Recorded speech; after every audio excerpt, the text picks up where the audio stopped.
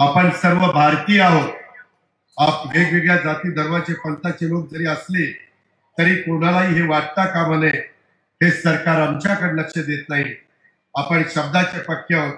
लोकांचे फक्त आश्वासन देऊन आपण थांबत नाही तर ते पूर्ण करण्याच्या दृष्टीने आपण काम करत असतो. मी सभागृहामध्ये सांगितलं, महाराष्ट्र आता थांबणार नाही, विकास आता लांबणार नाही, ते मला कृतीत्व करायचंय. आता निवेदक बोलत असताना बऱ्याचदा सांगायचे की शासनाची तिजोरीचा खळखळाट आहे. कृपा करून तुम्ही तसा गैरसमज करून घेऊ नका. मी आपल्या राज्याचा सर्वात मोठा अर्थसंकल्प 7,20,00,000 7,20,00,000 एवढा अर्थसंकल्प सादर केलेला आहे. त्याच्यामध्ये पेन्शन, त्याच्यामध्ये पगार आणि त्या संदर्भातलं काढलेलं कर्ज ह्याचं व्याज जाईल आणि राहिलेला पैसा माझ्या लाडक्या बहिणींच्या करता. विरोधकांनी आम्हाला हिडवलं किंवा ही योजना बंद करतील. मला आता महिला पण काही ठिकाणी भेटल्या, मला वाटतं वसंत सुगावेच्या गावी भेटल्या आणि तिथं मला सांगितलं की दादा 1,500 रुपये तुम्ही देता, 2,100 रुपये द्या ना.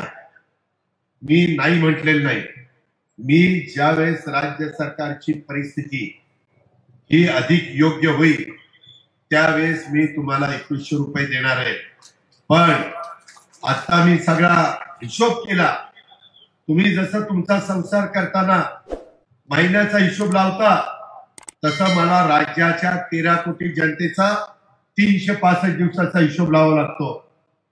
शेतकऱ्यांना काय द्यायचंय, कामगारांना काय द्यायचंय, आदिवासींना काय द्यायचंय, मागासवर्गीयांना काय द्यायचं, अल्पसंख्याकांना काय द्यायचंय, भटक्यांना काय द्यायचंय. मी तिथेही बोललो, तुम्ही ऐकलंय, सगळी सोंग करता येतात, पैशाचा सोंग नाही करतायत.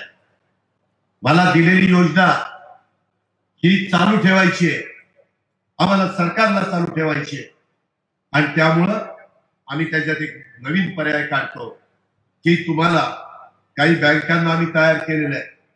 जर तुम्हाला 5-50 हजार कर्ज काढून काही महिला एकत्र येऊन व्यवसाय करायचा असेल, समजा लाडक्या बहिणीमध्ये मोडणाऱ्या म्हणजे त्याच्यामध्ये ज्या महिला बसतात त्या योजनेमध्ये त्यांनी असा एकत्र येऊन जसं महिला बचत गट असतो तसं जर 20 महिला आल्या तर 20 गुणिले 50,000 साधारण मला वाटतं 10 लाख रुपये होतात.